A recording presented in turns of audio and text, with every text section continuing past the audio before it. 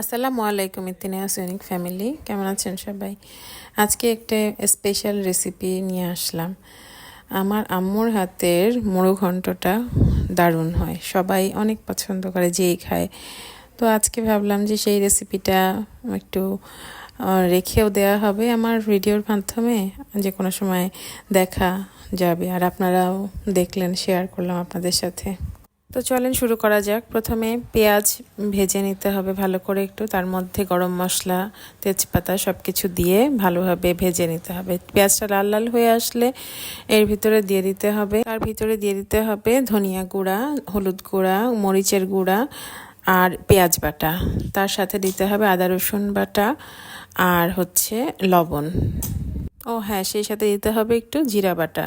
তো সব কিছু দিয়ে ভালো করে মশলাটা কষিয়ে নিতে হবে, একটু পানি দিয়ে কষিয়ে নেওয়ার পরে এর ভিতরে দিয়ে দিতে হবে মাছের মাথা, ও সাথে 2-3 টুকরা পেটি মাছ আম্মু দিয়ে দিয়েছে, যেহেতু সবাই খেতে পছন্দ করে তাই।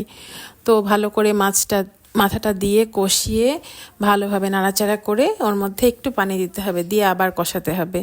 তো কষিয়ে টষিয়ে রেখে দেওয়ার পরে আরেকটা কড়াইতে নিয়ে নিতে হবে মুগ ডাল 2 কাপের মতো নিয়েছে আম্মু। তার মধ্যে ভালো করে ভেজে নিয়ে তারপরে এটা একটু পানি দিয়ে আর একটু লবণ দিয়ে হাফ ডান করে সিদ্ধ করে নিল।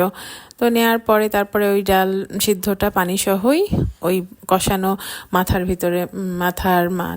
ভিতরে দিয়ে তারপরে ফুটে উঠলে এর ভিতরে 1 মগ দুধ দিল, গরুর দুধ। তো গরুর দুধটা দেওয়ার সাথে সাথে কিছু কাঁচামরিচও দিয়ে দিল বেশি করে, দিয়ে ভালো করে আবার এটাকে সিদ্ধ হওয়ার জন্য দিয়ে দিল। যখন সিদ্ধ হয়ে আসবে, পুরোপুরি ডান হয়ে যাবে, তখন এটার উপরে ভাজা জিরার গুঁড়া দিয়ে দিল আম্মু। তো দেওয়ার পরে এটার উপরে একটু বেরেস্তা করে দিতে হবে। এই তো রেসিপি কমপ্লিট। খেতে যা দারুণ হয়েছে, ভালো লাগলে অবশ্যই ট্রাই করবেন। ধন্যবাদ।